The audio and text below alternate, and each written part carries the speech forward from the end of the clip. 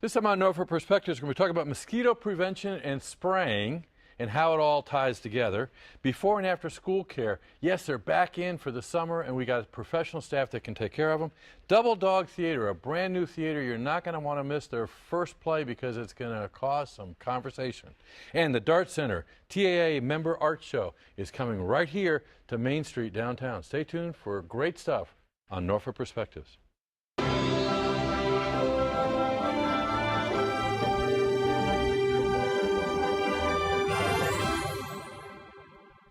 Well, have you been out in your backyard and you've been wondering what's causing the bites? Well, I got just the person who's going to tell us right here on Norfolk Perspectives. Pelanie Smelser, how you doing? I'm good. Thanks for having me. You got all kinds of equipment here for these tiny little nuisances called mosquitoes. Right. So what does this equipment tell you? So I am a biologist for the Norfolk Mosquito Control Program. So what I do is I'm trying to find out what's flying around out there, what's causing the problem. So I have two traps with me that I use the most regularly. This trap right here is called a gravid trap. So this sits on the ground. We put a small amount of water in it as an attractant. And so female mosquitoes, they've taken blood from whether it's a person or a bird or a mammal, and they will be looking for a place to lay their eggs. So they fly into this trap looking at this water as an attractant to lay their eggs, and they get sucked into the net. And then the other trap that we use most of the time, this is called a CDC light trap. Now we hang this from a tree. It also has a fan in it that's powered by a battery. We hang next to it, we hang this small cooler with dry ice in it. Oh, okay. So we hang it in the evening, pick it up in the morning. So as the night goes on, the dry ice sublimates, it gives off carbon dioxide. The mosquitoes think there's some living, breathing creature here that they want to feed on. So they are attracted to it, and they also are sucked down into the net. Okay, now these are not things that I want to have a backyard party and I call the health department and you'll come and put these out as a deterrent. This is not viewed as a deterrent for mosquitoes, right? Correct. These are not for control. These are for sampling to give us an idea of what's flying around out there. Okay, all you got to do is look at my leg after I've sat out on my balcony. There's something blowing around. But now, so what do you use the data that you've collected from this then? So you count the number of eggs? We count the number of female mosquitoes. We're looking for mosquitoes that have the potential to carry diseases like West Nile virus and Eastern equine encephalitis. But the main thing is we like to use surveillance-based control. So we like to base our control efforts, where we use chemicals, where we use our fog trucks. We like to base that off of what we find in our traps. Okay, so it's based on doing some research and data. Correct. Now, is a mosquito a mosquito a mosquito? We have lots of species of mosquitoes, especially here in Norfolk. So different mosquitoes like different things. They may feed on people, they may not. They may like birds, they may lay their eggs in different kinds of water. There's all kinds of diversity right here in Norfolk. Okay. You mentioned it, those trucks that spray out the goop. I mean, can't you just put those on the street and take care and get rid of mosquitoes just like that? The main thing about mosquito control is what you really want to do is you want to get to the source. And that's what we focus most of our effort on, is getting rid of the source of the mosquitoes. And so mosquitoes like to breed in standing water. Okay. So the biggest thing for eliminating mosquito problems is to eliminate standing water. Now, we send the trucks out in areas where we find high numbers. And that's the data you're collecting? And that's the data we get from here. And so we're killing adult mosquitoes, but if we're not getting the source where the eggs are, where the larvae are, then the next day you're just going to have more that hatch out. So we like to focus our efforts on finding that standing water, eliminating it, or treating it if necessary. So it's not like the street sweeper I can count on the first Monday of every month coming through my neighborhood, because once he sweeps it up, it pretty much stays clean. It's not the same kind of strategy then, is it? Right, right. Now, you know, we only send the trucks out when we see the need for it, but our daily control efforts are going after mosquito larvae. Okay, as a homeowner or as a resident, I want to have that backyard party. What kinds of things should I do to maybe deter having mosquitoes there? I mean, the number one thing is getting rid of the standing water on your property. Mosquitoes can breed in even the smallest amount of water. So if it's tarps, flower pots, bird baths, all those things that can hold water. If you have something like a bird bath or a fish pond, make sure it has a pump or make sure it's you can empty things out once a week, and that Okay. will stop mosquitoes from breeding in it. So the movement of the water will. Right. They like it to be perfectly still, so if the water's moving or if there's predators in there like fish, then you won't have a problem. Okay, now you start, this time of year you start hearing about the triple E and horses and things like that in Chesapeake, not in Norfolk. What kind of mosquito causes that? I mean, is that the same one that puts the welt behind my knee? It's possible. The mosquito, those diseases, West Nile, Eastern equine, they exist mainly in the bird population. That's where it's kind of amplified in the population. So the mosquitoes that bite birds the most are usually the ones that carry it first. And then if it kind of increases in the population, then it can start to bleed over into some of the mosquitoes that bite you and me, and that's how people get sick. Now, do you know the answer to this one, that mosquito behind my knee? What do I do about it? Or is that another biologist? That might be a They're medical nuisance. question, yeah. I mean, and this is the time of year. Now, are we getting more of them this year because of the wet winter, or is there any tie to that? It's funny, it's very like week to week how the mosquito population goes. We started off in the springtime with very high numbers, and I'm sure that was related to a very wet winter, a wet spring. And then it went dry on us. And then it went dry, so numbers went down. And now we've had the hurricane, and we've had these big rain events, so we'll probably see another spike in the numbers as the weeks go on. Now, do I have that backyard party in the early part of the afternoon or in the evening? Do they come out more at dusk, or is that just... That's true. So, Oh, it is? Yes. So mosquitoes are most active at dusk, overnight to dawn.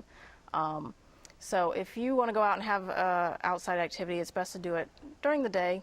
Avoid dusk. If you are outside those times, you can wear long sleeves, you can wear long pants, you can wear mosquito repellent. So mosquito repellent is Yes. is part of the answer. Correct. Now, do they have zapper things that you can get? There Do they work? are products on the market. We don't necessarily Not recommend asking you to them. endorse one. Sure. Well, the issue with some of these, like mosquito magnet, where I think they're powered by like propane or something else that would put off, like, they're similar to this where they're putting off a carbon dioxide. The situation is that you are attracting them to your yard, essentially. Oh, So whether or not they go into the trap itself or they come and bite you, you might be actually causing more of a problem. they have to get to the trap, and they're going to come Right. by you to get there. Right. Okay, well, thanks for the information. Is there a place where people can go to get more more information?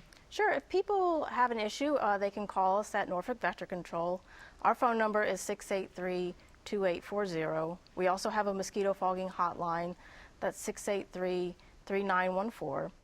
And that will let you know where we are going out in the city that evening to do our fogging. And it will be based on research and scientific gathering of data, not Correct. necessarily the welt behind my knee. Correct. Okay. Well, thanks a lot, Penelope. We're sharing good information. We appreciate you coming in. Thank you for having me. When we come back, it's that before and after. Where do the kids go before and after school come this fall? Find out next time.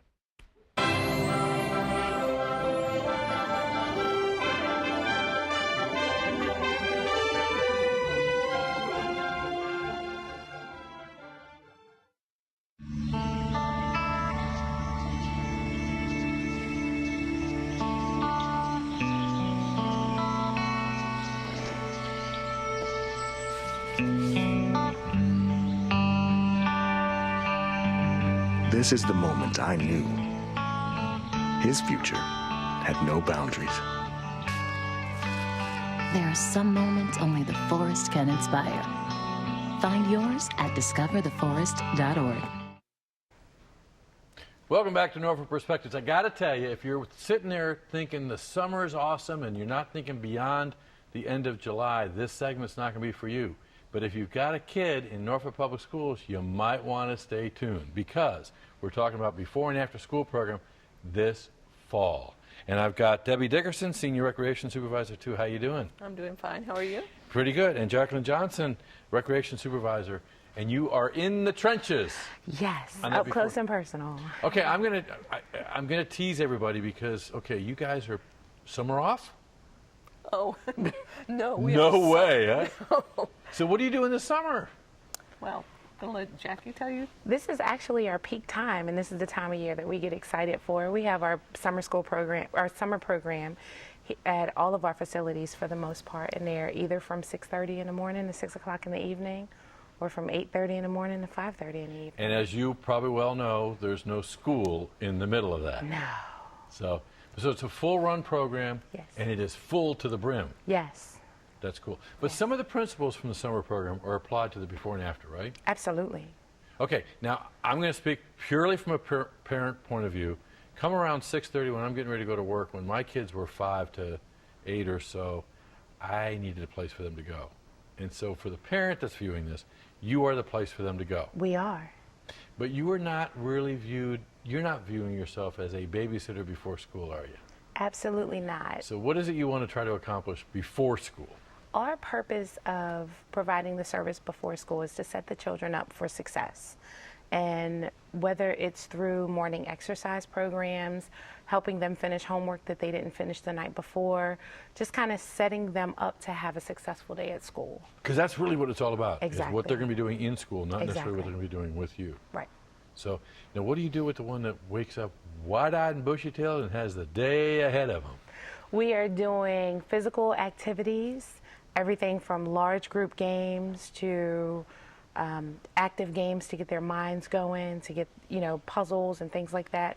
But we're pretty much doing any and everything with them just so they can get that energy out, so they can go to school and really focus and get their work done. Okay. Now, and then after school starts when? I know, after school. Yes. Till when? Till 6 p.m. Okay. Wow. And what's the purpose of that time?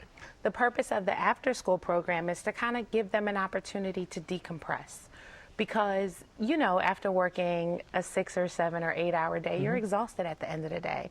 So we really want to give the kids a chance to kind of be themselves and, through the games that we play, just to kind of relax. It's structured, but it's structured in a different kind of way, not necessarily like classroom structure. So we still do the physical activities with them. We offer homework assistance, tutorial programming, things like that. Okay, so Jacqueline, you're just as guilty as all your other employees of Recreation Parks and Open Space. You're sneaky. Yeah. I mean, you come by and it looks like they're just playing. But there's a purpose behind that play. Absolutely. There is a purpose in everything that we do. We just don't tell the kids what it is. Okay. Yeah, there you go. And now that I found out, I'm glad I'm not in the before. No, I probably could use a before work program to kind of chill me down a little bit. Someone would say, okay, Debbie, you've been doing this for a long time. I have. So have you seen changes over the years with the kids? No, I mean, everybody says they're different. well, they have different interests as technology, gives us new toys to play with. But I think children are essentially the same as they were in every generation. They like to do the same things.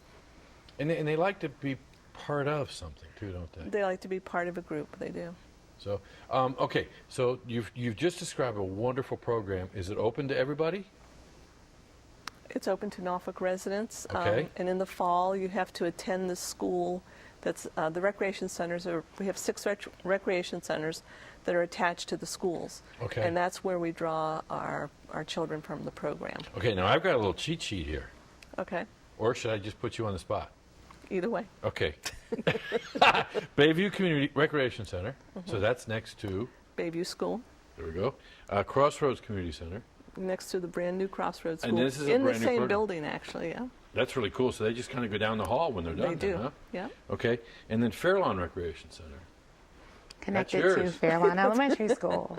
That's why when pre-tape, when they asked her to name her favorite, she wouldn't do it. And you were popping her in the shoulder. Okay, Sherwood Forest Community Center. The Sherwood School, Okay. Tarleton Community Center.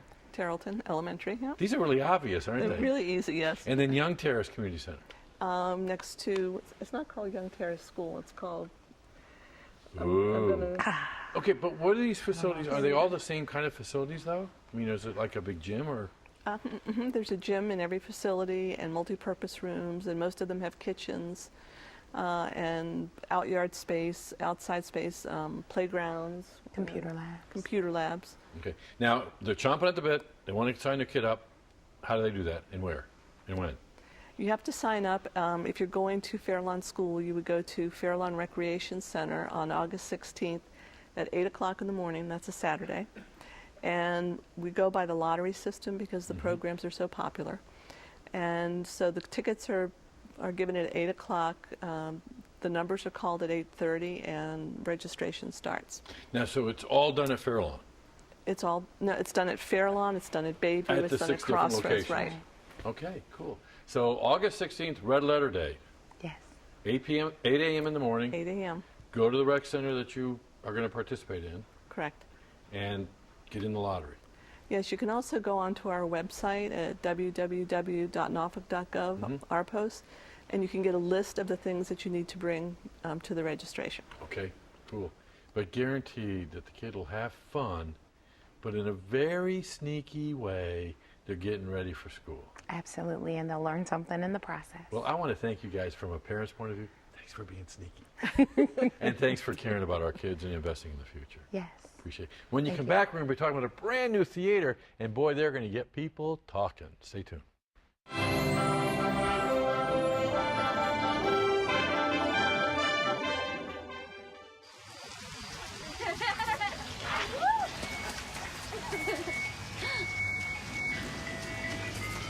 Mom, can we get some ice cream? Please, Mom, please. No, we're having dinner soon. Please.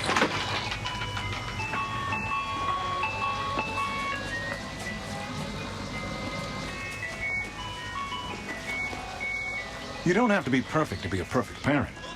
There are thousands of children in foster care who will take you just as you are. Welcome back to Norfolk Perspectives. I'm just going to do this. I'm going to hold this up for the camera because this is what we're talking about. Reefer Madness with Brendan Hoyle. How you doing? Hey. But more importantly, I want to talk about Double Dog.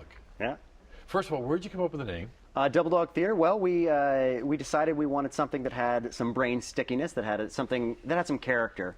We have 2 dogs, and we like the idea. So you're sitting in the family room night, you're looking at your 2 dogs, and said, there Let it me is? tell you, it's hard to name a theater company. That's when you sit around thinking about it. But I like the idea that theater is a double of reality on stage. So I kind of like the idea of mirrors and doubling. And so.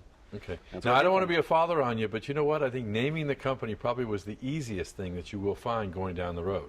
We'll see. Is that what okay, because brand new theater. Yep.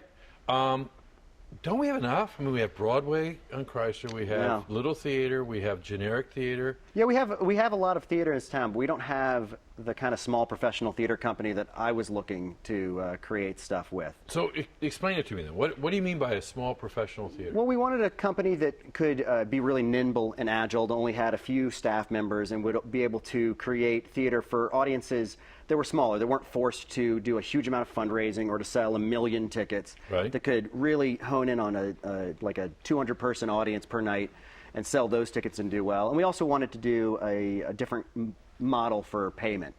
We decided we wanted to create a profit share company wherein instead of people making, here's your salary, here's your stipend, or here's nothing, that everybody would profit equally on the success of a show. So whatever the show does, whatever we profit on, we share the profit among everybody involved, the actors, the production team, the crew members, everybody who does stuff. So I should ask Billy and Noel to sell tickets at the end of the segment. Yeah, then, they're very invested.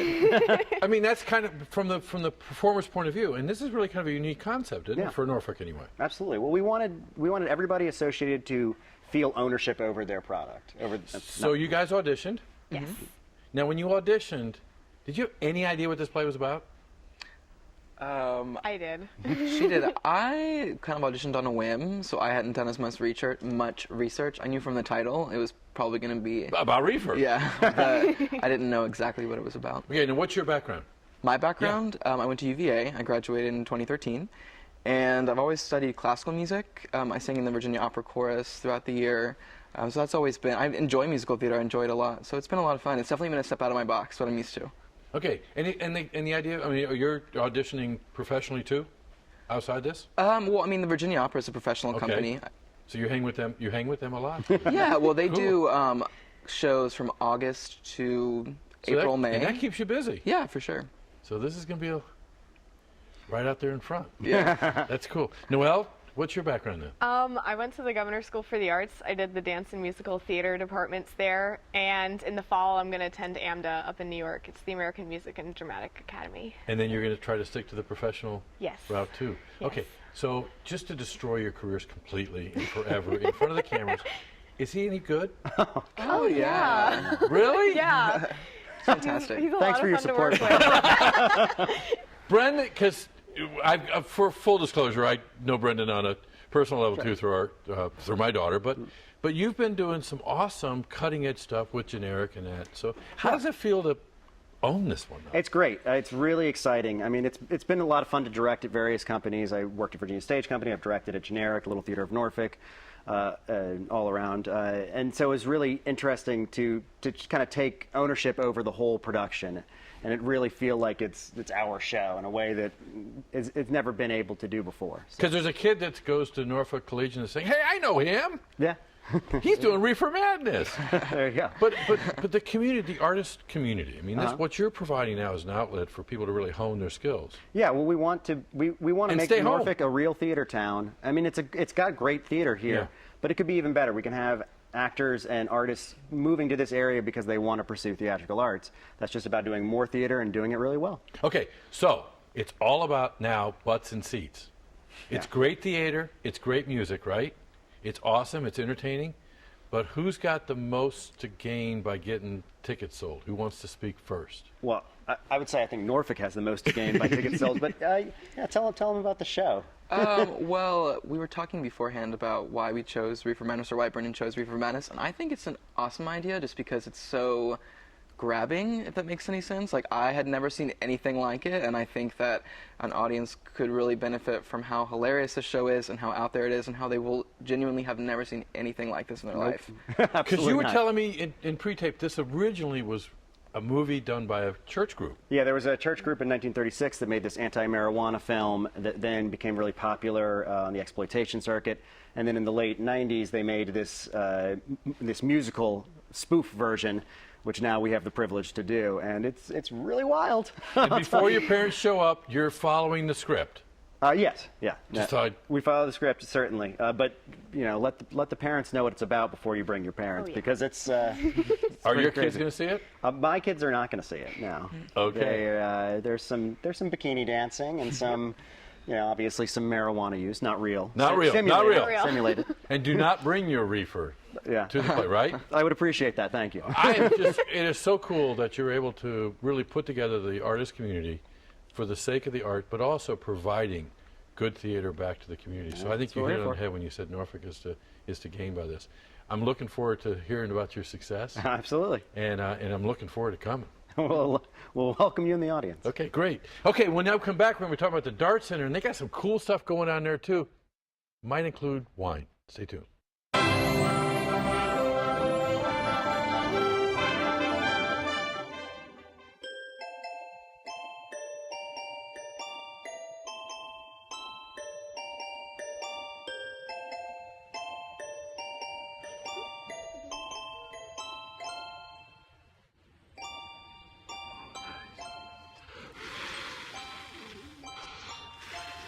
The smallest moments can have the biggest impact on a child's life.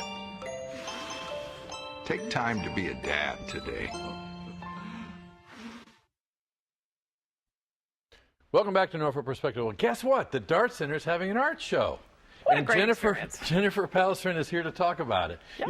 You're actually hosting this art show. We are. For a very special guest, right? Yes, we are pleased again to have this year the Tidewater Art Alliance with us to do their member show for the month of August. And Barbara Henning Loomis? Yes. Your pieces are right here in the front. I've got a couple of mine there, yes. Can we talk? No. Because, I mean, the minute I walked onto the set, I got to tell you, she jumped right off that piece of board. Okay. Is that what she's put me? She's supposed to. I'm one of those just shoot me now artists that practice a very archaic form called silver point, and you actually draw by dragging a piece of metal across a prepared ground, and then it tarnishes, it oxidizes like silver does. It gets darker and darker, so it evolves as time goes on. But it also has a very luminous and reflective quality, and that's the jumping part, especially with all these lights. Yeah, I mean, it was just, I mean, it really, yeah. And I'm jealous because I can't draw a straight line with a ruler. Yes, you could. Could I? Yeah. I brought you a piece of gold. Ooh. In this case, and that's what this is done with, is gold and silver. I just put it in there, and you pull it on a prepared ground, and it leaves a little mark behind. Oh, wow. So you don't start off with a charcoal or a... No, and you can't erase. Wow. Wow. So you can't make them... Well, is there a mistake in art? Yes.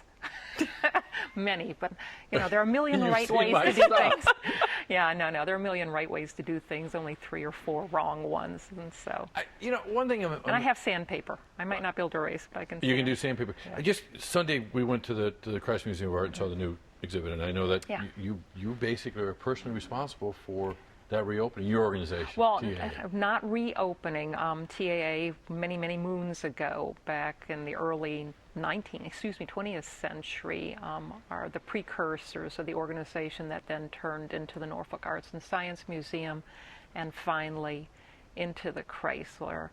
But they used to meet down at Mowbray Arch, and Irene Leach, our founder, is also the founder of the Art Society, which brought the Chrysler into being, and so they were much aligned in earlier years. Well, I guess what hit me though is, and it's a beautiful exhibit now. I mean, it's just what they've done. Yeah. Is that we went with another couple, and it was like, I see this, no, I see this, no, I see that. Mm-hmm. As an artist, how do you feel when people look at your pieces and they see different things than you may have seen when you produce her? Is that what really art is all about?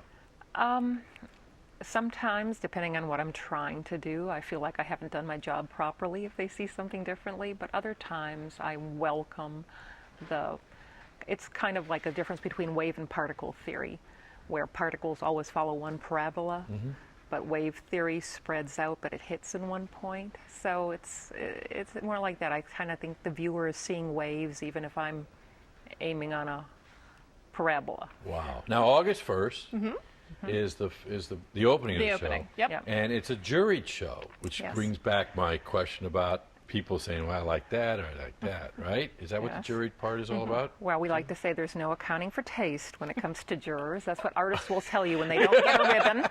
There's no accounting. I don't know what the juror was thinking. There's no accounting for taste. Now, who's on the jury? Not necessarily people, but what type Back of from the people on jury? Chrysler this time, actually. One of the Chrysler staff members, their curator of modern art, is going to be, contemporary art, is going to be our juror for the show.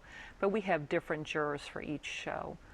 Wow. Okay. Now, Jennifer, these two pieces are also going to be on exhibit, right? Yes, the piece on the right is a piece called Pond Number 4. It's by Jean Peacock, who's one of our resident artists.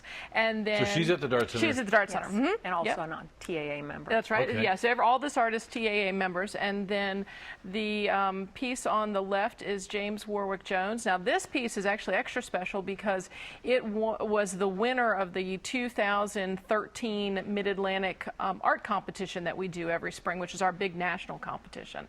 So James is the executive director for the Charles Taylor Center in Hampton, and that was, and he won that show from our competition. So. Now, from a guy's point of view, I love the detail in it with the truck. I mean, come on, I'm sorry, give me a truck.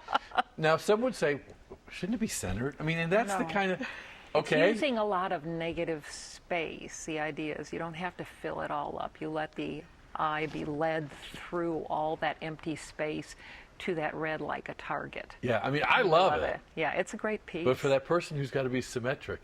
But that's what we mean by juried, and that's the kind of fun you can have on August 1st, is come down and see some absolute awesome And there are art. always snacks. That's right. Snacks and wine. Always. Yeah. Gotta end this Norfolk Perspectives. There is always wine at And the Dart snacks. Center. Yeah. That's right. That's Right downtown absolutely. on Main Street. Come on down to see the show, 6 to 8 at the Dart Yeah. Center. Thanks for bringing some You awesome are stuff. very welcome. Thanks for having us. We want to hear from you, what you'd like to see on TV 48, but more importantly, what's going on in your neighborhood. Give us a holler, 664-6510. And as usual, it's a wonderful time to be in Norfolk just because of you, and you. Thanks a lot.